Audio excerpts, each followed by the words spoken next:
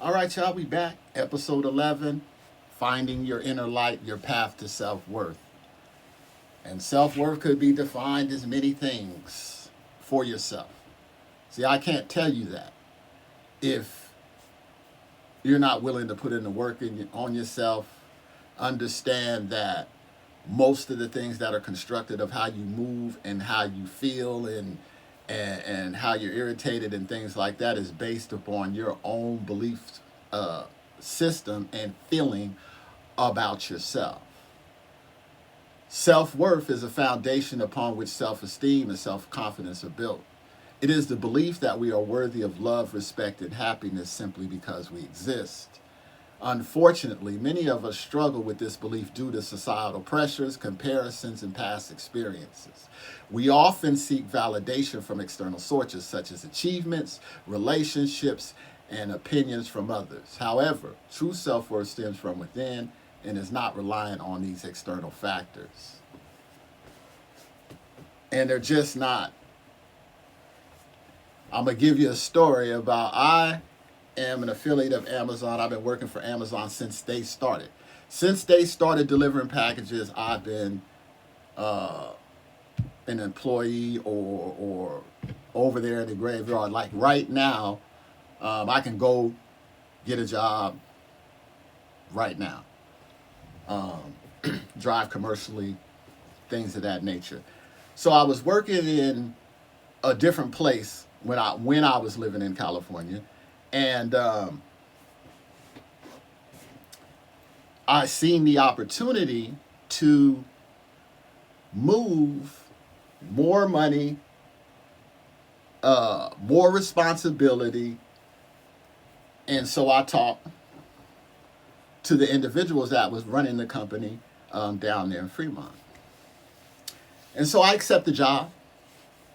You know, they hire me, I accept the job, I go over there, and they give me that title. Now, here we go. I'm going to talk about labels and titles. So they give me the title lead driver. And they give me probably $2 more than what everybody else is making. So I'm thinking lead driver because I have over 12, 15 years experience driving, not only commercially, but delivering products. I figured I'll be able to train these people, make sure that they're safe, make sure they can actually drive because most of them can drive, but can you drive and deliver packages? And I know it sounds simple. It's like anybody can do that, but just Google it. If you think that it's that easy or you think that it's simple and complex and that anybody can do it, just Google it. And so I get to the company, I get this nice title, I'm happy. Because let's face it, in this world, they think if they give you a title or a label that you're supposed to be, but that's all it is. And I'll give you an example of that because not only did I deliver the most, which is about 267 stops per day, not only was I doing that, but I had to go rescue people and do other stuff that is in the job description. But I really wish I'd have just been there. They send me out, take care of all the people that can't really do their job to their capacity because it's hard. And sometimes you need help. I did at the beginning, years ago. So I understand that. But that label thing, so they give me that beautiful title that's supposed to pacify me and make me happy, I guess. And nothing manifests from it. And then during the pandemic, because you got to remember now, I'm working during the pandemic. I worked during the pandemic. I didn't get into thinking that you shouldn't work, and they said you could. I didn't get into, well, you got to take this shot to work. I didn't understand that. Because it was an opportunity at that time for you to really come up. Because there was a lot of work. They were giving out a lot of money. Nobody didn't want to work. I worked. I saved it, and then I invested it. And when you talk about self-worth, I moved out of the situation that was completely wrong for me.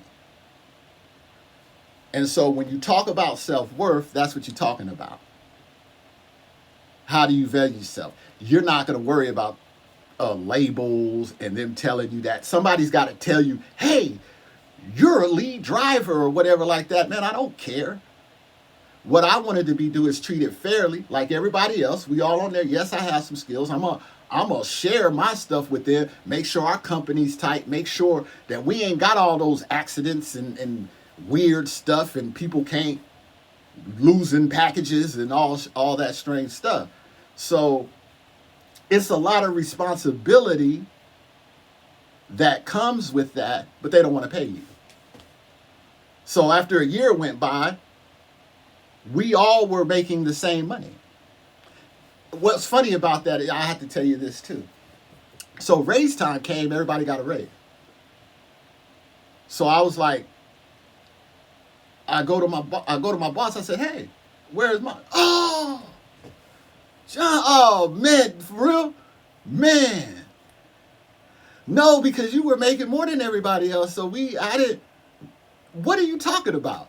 If the company, if Amazon gives you, everybody gets across the board, how did you, that's the nonsense, shenanigans of what I'm talking about. So my label didn't mean nothing.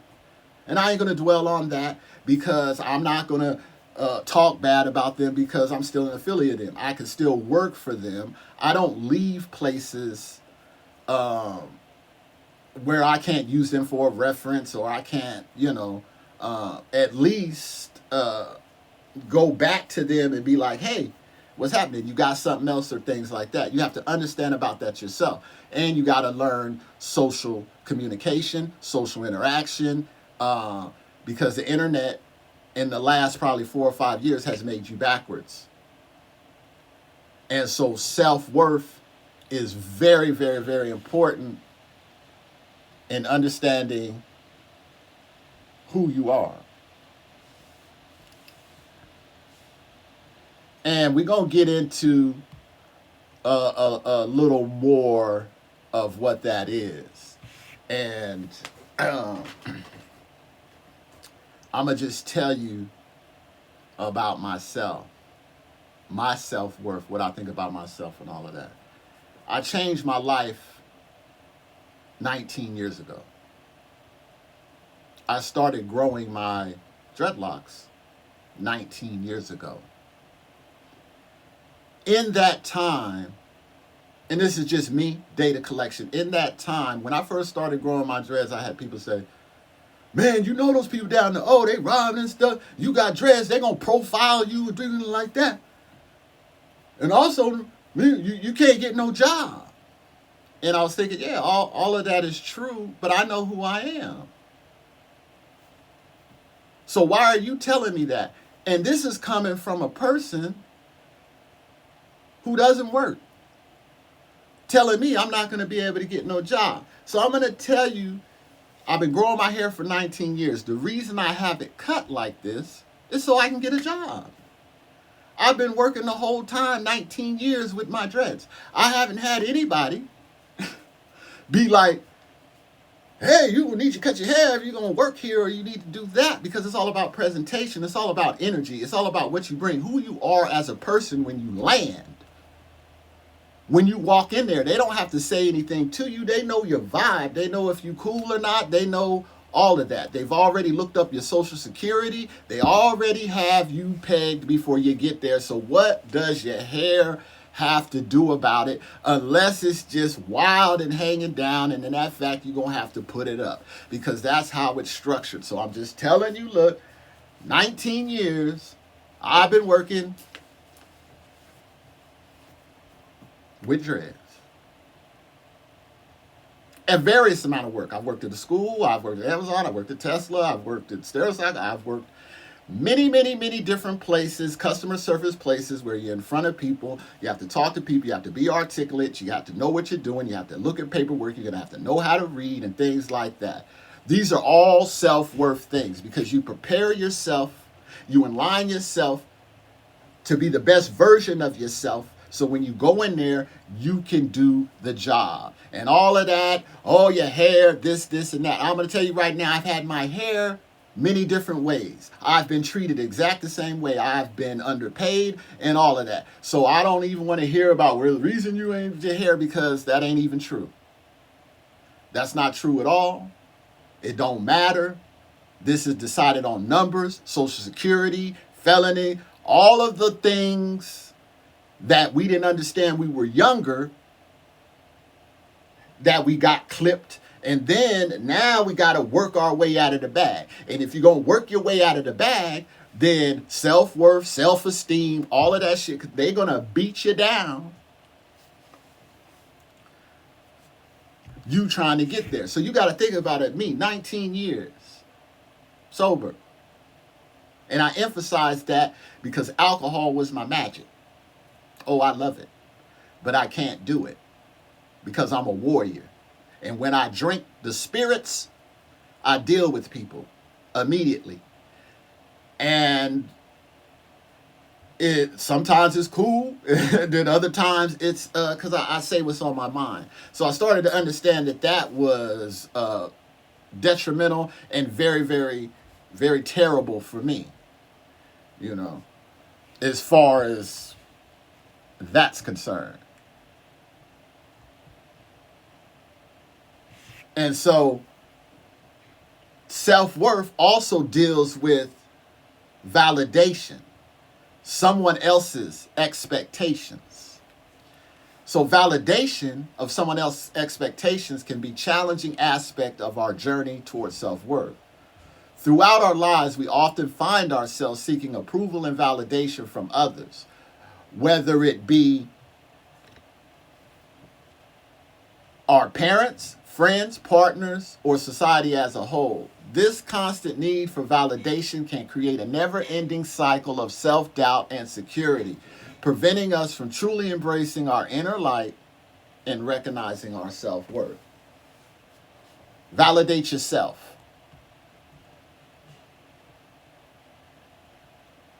That's all you need to do.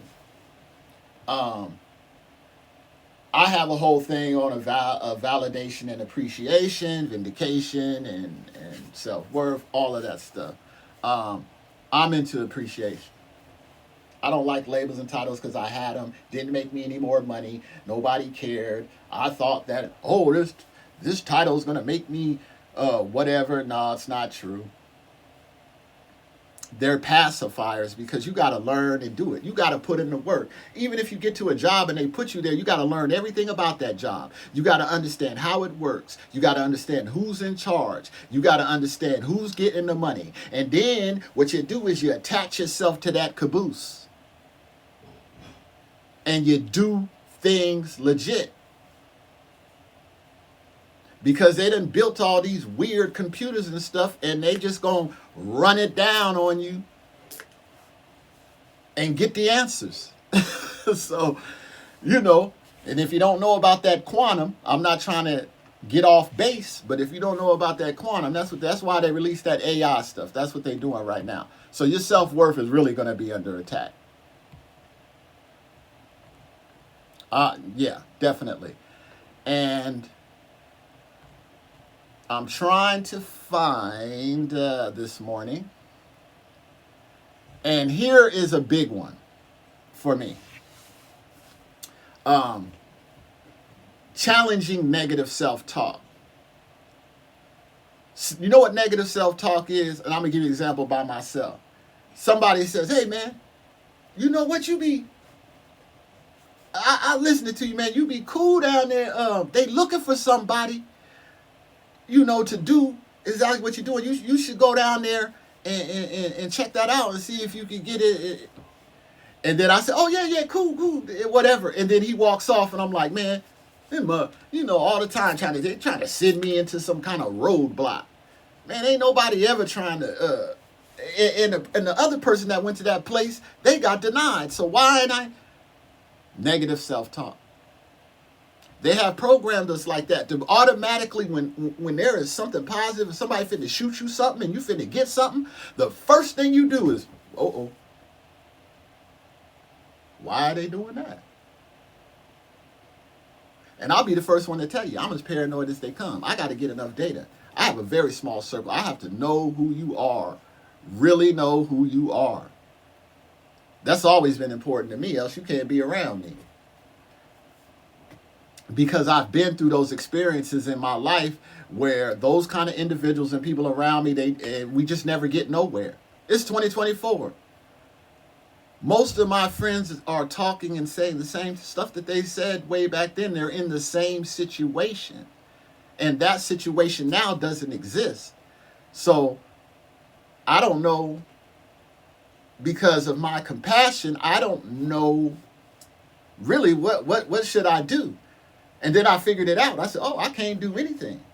You know, you got to get smart.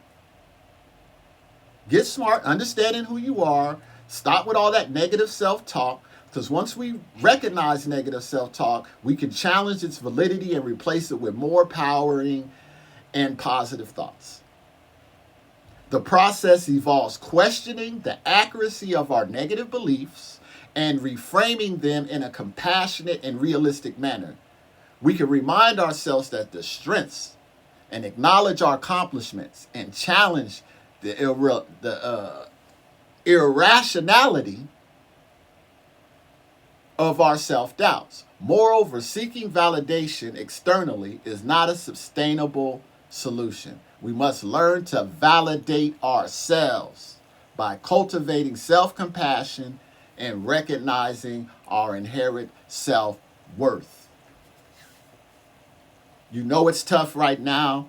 AI and the computers have taken over the jobs. It is very important that you understand yourself, your self-worth, your tools, your skills, what that pays, and go in there blazing. And take no for an answer.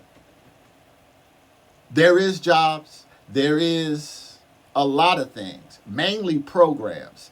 And most people are designed, now, I don't get a program. You'd rather go steal than to get in a program where there's money, resources allocated, set you up. If you want to work, do this step by step. Just like I showed you the first 10 episodes, foundation and all of that, they do the same thing. And you're going to have to get into these programs if you're trying to change your life and you're trying to move forward in 2024. And I'm going to conclude, because I said these episodes will be longer. I appreciate you guys even tapping in and being with me. I'm figuring this out as I go. I'm trying to keep this as authentic as possible. You know me. I've talked about it for 5 or 6 years. I hate the remix button.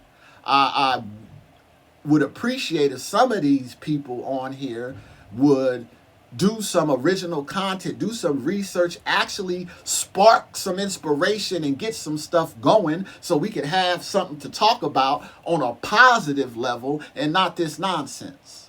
And so I'm going to conclude with that. Self-worth.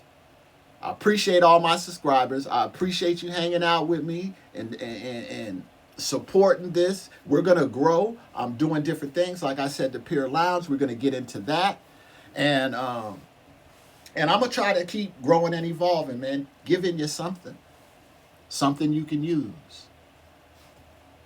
And so, thank you for your time. We appreciate your time.